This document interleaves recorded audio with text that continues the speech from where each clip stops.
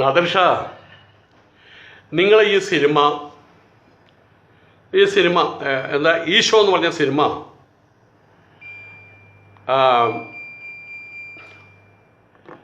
നിങ്ങൾ വേണ്ടാന്ന് വെച്ചു, ഒരു പ്രശ്നവുമില്ല.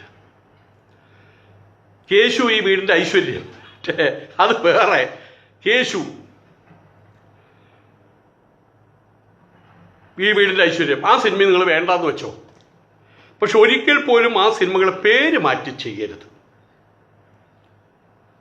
കാരണം നിങ്ങളൊരു തെറ്റും ചെയ്തിട്ടില്ല.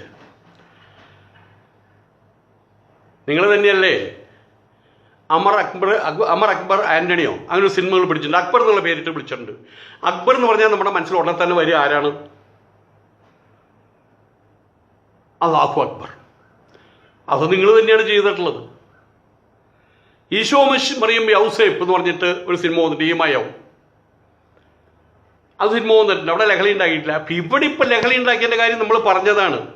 ഇവന്മാർക്ക് പിടിച്ചു നിൽക്കാൻ വേറെ മാർഗമില്ല. ഉടനെ തന്നെ ദേ പുലി വരുന്നത് വിളിച്ചു പറയുക ആണ് ഇവന്മാർ ഈ വൃത്തികെട്ടവന്മാർ ചെയ്യുന്നത്. പക്ഷെ നിങ്ങൾ ആ പേര് മാറ്റിയിട്ട് സിനിമ പ്രദർശിപ്പിക്കാൻ വന്നു കഴിഞ്ഞാൽ നിങ്ങൾ കൊടുക്കുന്ന വലിയൊരു വികലമായിട്ടുള്ള സന്ദേശമുണ്ട്. ഇനി ഇവിടെ എന്തെങ്കിലും ഒരു കാര്യം ചെയ്യണമെങ്കിൽ ഈ ഗൊണോറിയോസ്, സിഫിലിസിസ് ഇങ്ങനെയുള്ള സാധനങ്ങളുണ്ട്. ആർച്ചർ ബിഷപ്പ് ഇങ്ങനെയുള്ള കുറേ മണഗുണാഞ്ചന്മാർ തന്നെ പറയാൻ പറ്റുള്ളൂ. ഇവന്മാരുടെ നീട്ടി വലിച്ചുള്ള ഒപ്പിടാതെ ഇനി ഒരു നാടകം നടത്താൻ പറ്റും. ഇവിടെ ഒരു സിനിമ പിടിക്കാൻ പറ്റൂ, ഇവിടെ ഒരു സീരിയൽ പിടിക്കാൻ പറ്റൂ. ആയതുകൊണ്ട് തന്നെ നാദിർ ഷാ, നിങ്ങൾ ഏതെങ്കിലും തരത്തിൽ ഒന്ന് തലകുനിച്ചാൽ അത് ഈ സമൂഹത്തെ മുഴുവൻ ബാധിക്കുന്ന സംഭവമായിട്ട് മാറും. നമ്മുടെ സമൂഹം വളരുകയാണെന്നാണ് വെപ്പ്. ഒരു 25-30 വർഷങ്ങൾക്ക് മുൻപ് നാടകരംഗത്തെ കുലപതി ഭീഷ്മാചാര്യനായിരുന്ന ശ്രീ NN പിള്ള സാറ്, അദ്ദേഹം നടത്തിയ നാടകം കാബാലിക. ഇന്ന് NN പിള്ള സാർ ഇറങ്ങി വന്ന് കാബാലിക നടത്താൻ ശ്രമിച്ചാൽ കാബാലിക നാടകം തുടങ്ങുന്ന വിവരം ഉണ്ടാവുള്ളൂ. ആദ്യത്തെ ബെല്ല് കഴിഞ്ഞ് ആദ്യത്തെ ഡയലോഗിൽ തന്നെ NN പിള്ള എന്ന് പറഞ്ഞ ആളെ അയക്കും, കാലപുരിക്ക് അയക്കും. ഭഗവാൻ കാലുമാർന്നു പറഞ്ഞ നാടകം ഇവിടെ കളിച്ചിട്ടുള്ളതാണ്.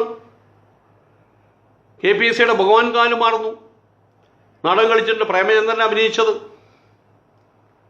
നിങ്ങൾ എന്നെ കമ്മ്യൂണിസ്റ്റാക്കി പറഞ്ഞ നാടകം അതിന് നായർ സമുദായം, മറ്റുള്ള സമുദായങ്ങളെ, പ്രത്യേക ഹിന്ദു സമുദായത്തിൽപ്പെട്ട ആളുകളെ, അവരുടെ വൈകല്യാത്മകമായ നയങ്ങളെ കുറിച്ച് പറഞ്ഞിട്ടുണ്ട്. ഇന്ന് നിങ്ങളെന്നെ കമ്മ്യൂണിസ്റ്റാക്കി നാടകം ഇറക്കി കഴിഞ്ഞാൽ അവിടെ വരുമ്പോൾ പോലീസ് വേണം. നിങ്ങളെ പുതിയ ആൾക്കാർക്ക് അറിയുമെന്നറിയില്ല. നിർമാല്യം ഒരു 10-50 വർഷങ്ങൾക്ക് മുമ്പ് ഇറങ്ങിയതാണ്. നിർമാല്യം 50 വർഷം കഴിഞ്ഞിട്ടുണ്ട്. MT വാസുദേവൻ നായരാണ് കഥ, തിരക്കഥ എല്ലാം. പള്ളിവാളും കാൽച്ചിലമ്പും എന്നായിരുന്നു അതിൻ്റെ പേര്, കഥയുടെ പേര്. ആ കഥ ആദ്യം നോവലായിട്ട് ഇറങ്ങി, ഒരു പ്രശ്നം ഉണ്ടായില്ല. അതിനുശേഷം സിനിമയായിട്ട് വന്ന സമയത്ത് അതിലെ എല്ലാ റോളും അഭിനയിച്ചത് PJ ആന്റണിയാണ്. കാരണം അതിൽ വേറൊരാളെ അഭിനയിച്ചു എന്ന് പറയാൻ കഴിയാത്ത സാഹചര്യം ഉണ്ടായത്. സുകുമാരനൊക്കെ ഉണ്ടായിരുന്നു. പക്ഷേ PJ ആന്റണി പറഞ്ഞ സൂര്യൻ ഉദിച്ചു നിൽക്കുമ്പോൾ അവിടെ നക്ഷത്രങ്ങൾക്ക് വലിയ പ്രാധാന്യമില്ല. സുകുമാരൻ പിന്നെ വലിയ നടനായി കേട്ടോ, നമ്മളുടെ പൃഥ്വിരാജ് അവറുകളുടെ അച്ഛൻ. അതിൽ ചെറിയൊരു വേഷം, നിറഞ്ഞ് കവിഞ്ഞ് തുളുമ്പി നിൽക്കുകയാണ് PJ ആന്റണി. അങ്ങനെ അഭിനയിച്ചിട്ടൊന്നുമില്ല, അങ്ങനെ നോട്ടങ്ങൾ മാത്രമേ ഉള്ളൂ. ആ കണ്ണുകൾ ഇങ്ങനെ 2 അഗ്നിഗോളങ്ങൾ പോലെയായിരുന്നു. ദേവിക്ക് വേണ്ടി ജീവിച്ചവൻ, അദ്ദേഹം വെളിച്ചപ്പാടാണ്. അതുപോലുള്ള ഡെഡിക്കേഷൻ, അവസാനം ഡെഡിക്കേഷനൊക്കെ ഉണ്ട്. വീട്ടിൽ അഷ്ടിക്ക് വകയില്ല. അമ്പലത്തിൽ കിട്ടുന്ന ഇത്തിരി പടച്ചോറ് കൊണ്ടുപോയി വല്ല കാര്യമുണ്ടോ? കുട്ടികൾക്ക് ജോലിയായിട്ടില്ല, ചെറുപ്പക്കാർക്ക് ജോലിയായിട്ടില്ല. ചില ദിവസം ചെല്ലുമ്പോൾ കാണുന്നത് തൻ്റെ ഭാര്യ അന്യപുരുഷനോടൊപ്പം കിടക്കുന്ന കാഴ്ച. അദ്ദേഹത്തിന് കാര്യം മനസ്സിലായി, കുറ്റം എൻ്റേതാണ്. ഞാൻ യാതൊന്നിൻ്റെ മുമ്പിലാണോ സർവ്വസാഷ്ടാംഗം ഞാൻ അവിടെ വീണത്, അത് വെറും കല്ലായിരുന്നു, കല്ലായിരുന്നു, കല്ലായിരുന്നു. കൊത്തിവെച്ച കല്ല്, ഒരു പെണ്ണിൻ്റെ സ്വരൂപം കൊത്തിവെച്ച കല്ല്, തുടുത്ത ചുണ്ടികളും മുലകളും ഒക്കെ പുറത്തിട്ട് നടക്കുന്ന ഒരു ഒരു ഒരു ബിംബം, ഒരു ബിംബക്കുറ്റി. അതിൻ്റെ മുമ്പിലല്ലേ ഞാൻ ഈ കോപ്രായങ്ങൾ മുഴുവൻ കാണിച്ചത്? അതിൻ്റെ മുമ്പിൽ നിന്നല്ലേ തുള്ളിയത്? അതിൻ്റെ മുമ്പിൽ നിന്നല്ലേ ഞാൻ വാളെടുത്തിട്ട് കിലുക്കി കാണിച്ചത്? അതിൻ്റെ മുമ്പിലല്ലേ അരമണി എടുത്തിട്ട് കുലുക്കി കാണിച്ചത്? അതിൻ്റെ മുമ്പിൽ നിന്നിട്ടല്ലേ അത് പറയുന്നു പറഞ്ഞ്, കല്ല് പറയുന്നു പറഞ്ഞ് ജനങ്ങളോട് ഞാൻ പറഞ്ഞത്? ജനങ്ങളുടെ ആദരവ് മുഴുവൻ പിടിച്ചു വാങ്ങിയത്, നാട്ടിലെ കോമരം എന്നുള്ള രീതിയിൽ ബഹുമാനം പിടിച്ചു വാങ്ങിയത്. പക്ഷെ അത് വെറും കല്ലായിരുന്നു എന്ന് മനസ്സിലാക്കാൻ വൈകിപ്പോയി ഞാൻ. അത് കൃത്യമായിട്ട് മനസ്സിലാക്കിയ പി ജെ ആന്റണിയുടെ വെളിച്ചപ്പാട് കഥാപാത്രം തൻ്റെ ഭാര്യയോട് ഒന്നും പറഞ്ഞില്ല. അദ്ദേഹം തിരിച്ചു നടന്നു, വേഗത്തിൽ നടന്നു. പിന്നെ അത് ഓട്ടം പോലെയായി. പിന്നെ ഭൂമി കുലുക്കിക്കൊണ്ട ആ ഓട്ടം. നാട്ടുകാർ മുഴുവൻ പിന്നാലെ. എന്താണ് കോമരത്തിന് പറ്റിയതെന്ന് അറിയാതെ അദ്ദേഹം അവിടെ ചെന്നു. ക്ഷേത്രത്തിലെ കവാടം ചവിട്ടി തുറന്ന് അദ്ദേഹത്തിൻ്റെ വാളുകൊണ്ട് നിറന്തല വെട്ടിപ്പൊളിച്ചു. അവിടെ ബലിക്കല്ലിൽ തല ഇടിച്ച് തല പൊളിച്ചു. അവസാനത്തെ പ്രജ്ഞ അതുപോലെ പോകുന്നതിന് മുമ്പ് ആ ചോര, വായലിക്ക് വന്ന ചോര മുഴുവൻ വായലിക്ക് എടുത്തിട്ട് കാർക്കിച്ച് ഒരൊറ്റ തുപ്പ്. ഈ കല്ല് ഭഗവതിയുടെ മുഖത്തേക്ക് ഒരൊറ്റ തുപ്പ്. അവിടെ തീരുകയാണ് ആ സിനിമ. എല്ലാവരും കണ്ടു. ആ സിനിമയ്ക്ക് നാഷണൽ അവാർഡ് കിട്ടി. പി ജെ ആന്റണിക്ക് നാഷണൽ അവാർഡ് കിട്ടി. നിർമ്മാല്യത്തിന് അവാർഡ് കിട്ടി. അവാർഡുകളുടെ ഒരു പ്രളയമായിരുന്നു അവിടെ. എം ടി വാസുദേവൻ നായർ എന്ന് പറഞ്ഞ അസാമാന്യനായിട്ടുള്ള എഴുത്തുകാരൻ്റെ വിശ്വരൂപം അവിടെയാണ് കണ്ടത്. രണ്ടാം മൂഴത്തിലല്ല, അവിടെയാണ് കണ്ടത്. ആ സിനിമ ഇന്ന് എടുക്കുകയാണെങ്കിൽ സ്ഥിതി എന്താണെന്ന് ആലോചിച്ച് നോക്കുക. ആ ഒരു കാലഘട്ടത്തിലെ കേരളത്തിൻ്റെ മേധ, സാംസ്കാരികമായിട്ടുള്ള അന്തസ്സും മാപിയാത്യവും തറമാടിത്വവും സാംസ്കാരികമായ അതെത്രമാത്രം ഔന്നത്യത്തിനാണ് വിലസിയിരുന്നത് ഇവിടെ. എല്ലാവർക്കും അവരുടെ അഭിപ്രായം പറയാനുള്ള അവകാശമുണ്ട്. ഇന്ദിരാഗാന്ധി വരുന്ന സമയത്ത്, പ്രധാനമന്ത്രി ഇന്ദിരാഗാന്ധി വരുന്ന സമയത്തൊക്കെ ഞാൻ കോളേജിൽ പഠിക്കുകയാണ്. അന്നൊക്കെ ഇന്ദിരാഗാന്ധിക്കെതിരെ കരിങ്കൊടി വരുത്തുന്നത് ഞാൻ കണ്ടിട്ടുണ്ട്. പോലീസുകാരൊന്ന് മാറിക്കട, അങ്ങോട്ട് മാറിക്ക് എന്ന് പറയുന്നതല്ലാതെ അവരെ നോട്ടം വെച്ച് ഫോട്ടോ എടുത്ത് പിന്നെ അവരെ കൊണ്ടുവന്ന് ജയിലിലിട്ടിട്ട് കൊറോണ പിടിപ്പിച്ച് ഇതൊന്നുമില്ല. ഇപ്പം യോഗിക്കതല്ലേ ചെയ്യുന്നത് പ്രതികാരം. സാക്ഷാൽ കരുണാകരൻ അവർകൾ അദ്ദേഹം ഇതിനകത്ത് വരുമ്പോൾ മാർക്സിസ്റ്റ് പാർട്ടിയുടെ ഡിവൈഎഫ്ഐ, അത് SFI ആണോ DYFI എന്നറിയില്ല, ഗേറ്റിൻ്റെ അവിടെ നിന്ന് സമരം നടത്തുകയാണ്. അദ്ദേഹം ആ കാർ അവിടെ നിന്ന് സ്ലോ ആയിട്ട് ആ സമരം നടക്കുന്ന കുട്ടികളുടെ അടുത്ത് കൈകൊണ്ട് ഇങ്ങനെ കാണിച്ചു. അദ്ദേഹം പോവുകയും ചെയ്തു. ആ സമയത്ത് അവർ, കാരണം അത് മുഖ്യമന്ത്രിയാണത്, അവിടെ കരുണാകരനല്ല, മുഖ്യമന്ത്രിയാണത്. രാഷ്ട്രീയം വേറെ, ഭരണ നേതൃത്വത്തിരിക്കുന്ന ആൾ വേറെ. ഇതൊക്കെയായിരുന്നു കേരളം. ഇന്ന് ആ കേരളത്തിൻ്റെ സ്ഥിതിഗതികൾ മാറി. ഇപ്പോൾ ഒരു കൂട്ടം ആൾക്കാർ പറഞ്ഞു, നമുക്കൊരു കാര്യം ചെയ്യാം, ഇനി ദൈവങ്ങളുടെ പേരൊന്നും സിനിമയ്ക്ക് ഇടണ്ടെന്ന്. എന്ത് മോശകോടത്തരായി പറയുന്നത് വാസ്തവത്തിൽ? ഈ ഭഗവാന്മാരുടെ പേരല്ലാതെ പിന്നെ ഏത് മുട്ടപ്പൊരി പേരാണ്ടോ ഈ പറഞ്ഞവരോടാണ് ഞാൻ ചോദിക്കുന്നത്. ഒരു സംവിധായകനയാൾ. ഇവിടെ എല്ലാവരുടെയും പേരും ഭഗവാന്റെ പേരാ. രാമൻ ഭഗവാന്റെ പേരല്ലേ, കൃഷ്ണൻ ഭഗവാന്റെ പേരല്ലേ, പത്മനാഭൻ ഇതിൻ്റെ പേര് ദൈവത്തിൻ്റെ പേരല്ലേ, കരുണാകരൻ ഇപ്പോൾ പറഞ്ഞ പേര് ദൈവത്തിൻ്റെ പേരല്ലേ, ദേവകി ദേവിയുടെ പേരല്ലേ, പത്നി ദേവിയുടെ പേരല്ലേ, യശോദ ദേവിയുടെ പേരല്ലേ. അങ്ങനെ നോക്കും. മുസ്ലിം പേരുകൾ നോക്കുക, അല്ലെങ്കിൽ ക്രിസ്ത്യൻ പേരുകൾ നോക്കുക. അപ്പോൾ ഇത് നാളെ കഥാപാത്രങ്ങൾ ഏതൊരു ഓഫീസിൽ കയറി ചെന്നു, സാർ നമസ്കാരം, എന്താ തൻ്റെ പേര്? എൻ്റെ പേര് 10-16 എന്തെങ്കിലും പറയേണ്ട വരില്ലേ? ആ സിനിമയിൽ എൻ്റെ പേര് ഔസേപ്പ് എന്ന് പറഞ്ഞു, അത് ഔസേപ്പ് പുണ്യവാളിനെ കുറിച്ചാണ്.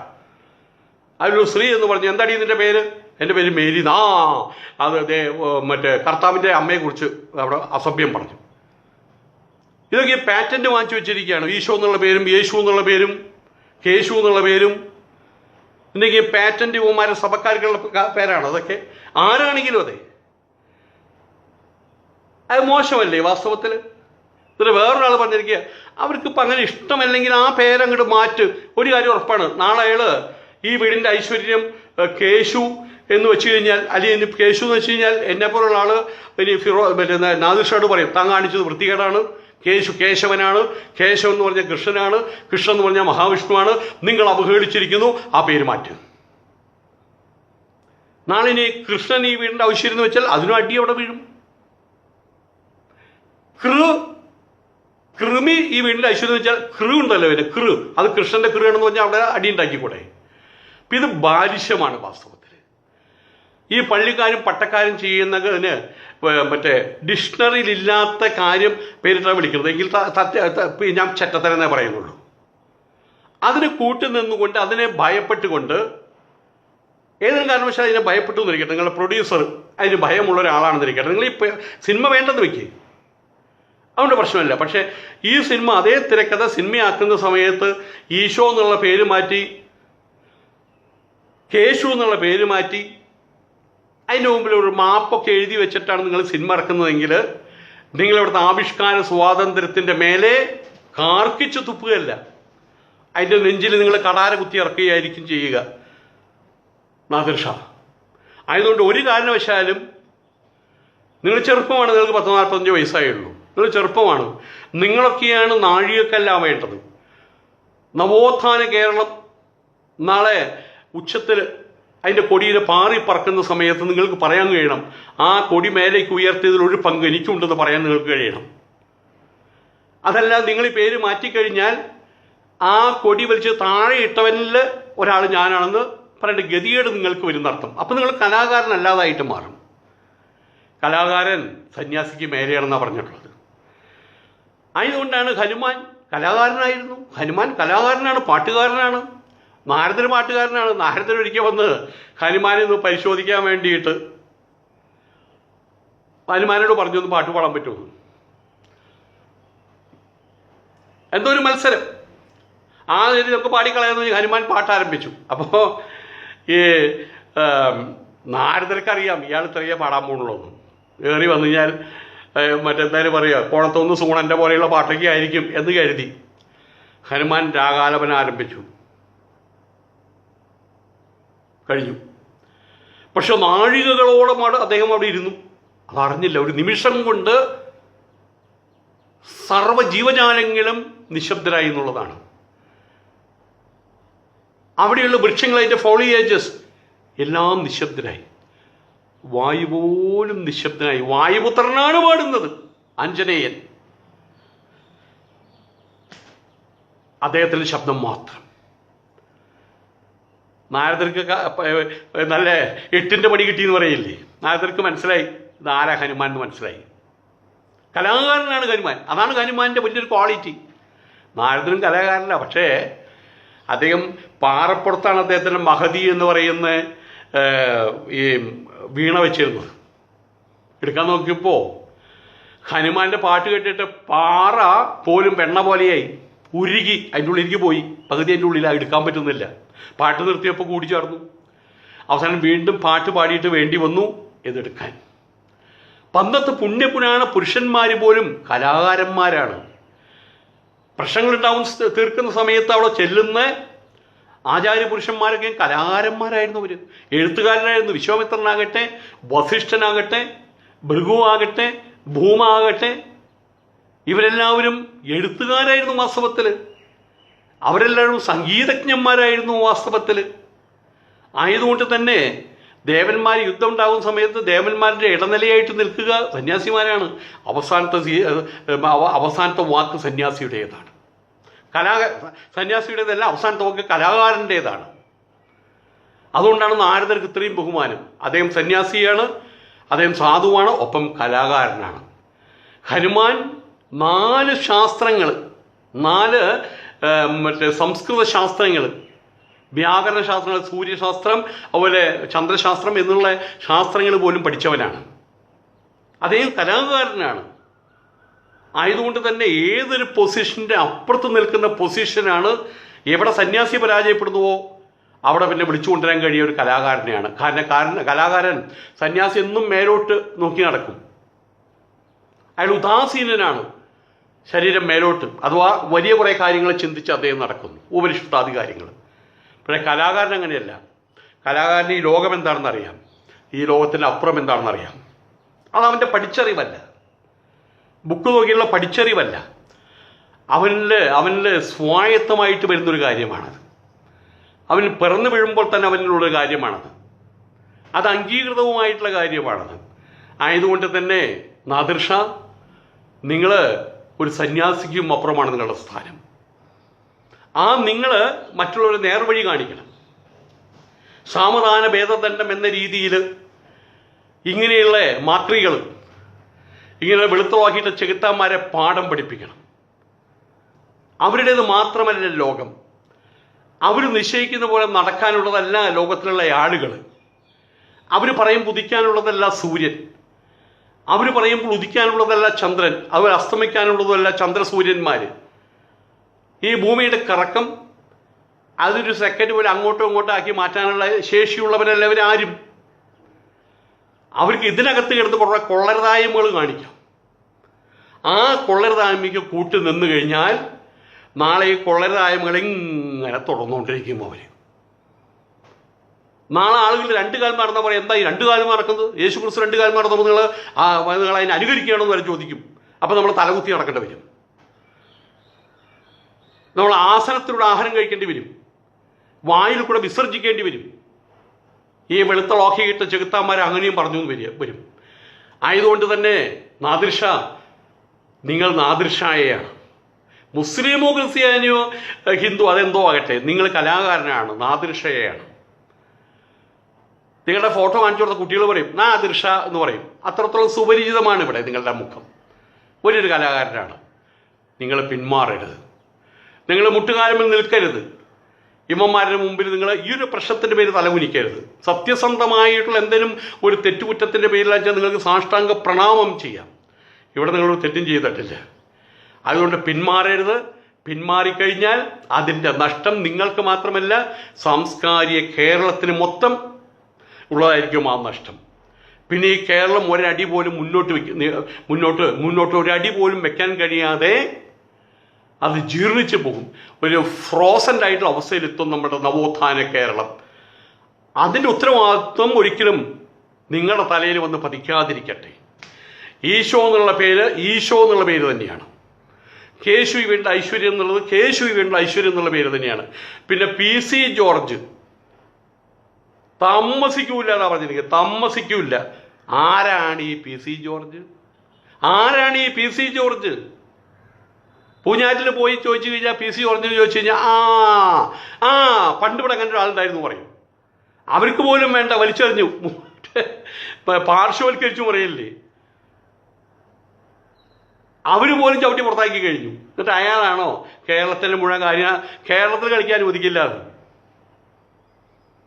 അയാളാണോ തീരുമാനിക്കുക PC ജോർജ്? പിന്നെ വേറൊരു കാര്യം, PC ജോർജ് ഒരു തമാശക്കാരനാണ്. അങ്ങനെ ഒരു തമാശ പറയുന്നു മാത്രം. നമ്മുടെ കോളേജിൽ പഠിക്കുന്ന സമയത്ത് അവിടെ പന്ത് കളിക്കാരുണ്ടായിരുന്നു. ചന്ദ്രമോഹനെ പോലെയുള്ള മന്ത്രി ശങ്കരൻ അവർക്കും പഠിച്ചിരുന്ന കാലഘട്ടമാണ്. ലോക ചെസ് പ്ലെയറായിട്ടുള്ള അനിൽകുമാർ പഠിച്ചിരുന്നു അവിടെ. ഒത്തിരി കലാകാരന്മാർ, എഴുത്തുകാർ, കൽപ്പറ്റ ബാലകൃഷ്ണനെ പോലുള്ള കർഷകർ കാർത്തിക മാഷം പോലെയുള്ള എഴുത്തുകാർ ഒക്കെ കോളേജിൽ പഠിച്ചിരുന്നൊരു കാലഘട്ടമുണ്ട്. അതിലൊന്നും വലിയ പന്ത് കളിക്കാർ, എഡ്വിൻ തോമസിനെ പോലുള്ള ക്രിക്കറ്റ് കളിക്കാർ, ഹോക്കി, ഇതൊന്നും കഴിയാത്ത ആളുകളുടെ ചേരാട്ട് വിജയൻ, അച്യുതമേൻ്റെ മരുമകൻ, വലിയ ഹോക്കി പ്ലെയറാണ്, ക്രിക്കറ്റ് പ്ലെയർ. അവൻ എല്ലാം തികഞ്ഞവനാണ്. ഇപ്പം റഷ്യയിലോ ആഫ്രിക്കയിലോ മറ്റാണ്. ഇതിനിടയിൽ ഒന്നും കഴിവില്ലാത്ത ആൾക്കാർ എന്ത് ചെയ്യും? അവിടെ വന്നിട്ട് ഈ ചരസടിച്ചിട്ട്, അതുപോലെ എന്തെങ്കിലും കഞ്ചാവ് അടിച്ചിട്ട് അവിടെ നിന്ന് ഒരു കത്തിയും കയ്യിൽ പിടിച്ച് കാട്ടിൽ ആന ട്രംപറ്റ്, ആന ചിഹ്നം വിളിക്കും, സിംഹം ഗർജിക്കും, കുയിൽ പാടും, കുറുക്കൻ എന്ത് ചെയ്യും? ഇത് ഓടിയിടും. അത്രയേ ഉള്ളൂ ഈ PC ജോർജ്. അയാൾക്ക് അതേ കഴിയുള്ളൂ. ഇത് ഓടിയിടുന്നു. അത് കേൾക്കാൻ പൂഞ്ഞാറുകാർ പോലും തയ്യാറല്ലെന്ന് അവർ പ്രഖ്യാപിച്ചു വെച്ചില്ലേ ഒരു കൊല്ലം മുമ്പ്. അതുകൊണ്ട് ആ കാര്യമൊന്നും കണക്കിലെടുക്കേണ്ട ആവശ്യമില്ല. നാദിർ ഷാ, നിങ്ങളായിട്ട് തുടര്. നിങ്ങളുടെ സിനിമ പുറത്തിറങ്ങട്ടെ. അതിനെല്ലാ വിജയവും സംഭവിക്കട്ടെ. നമസ്കാരം.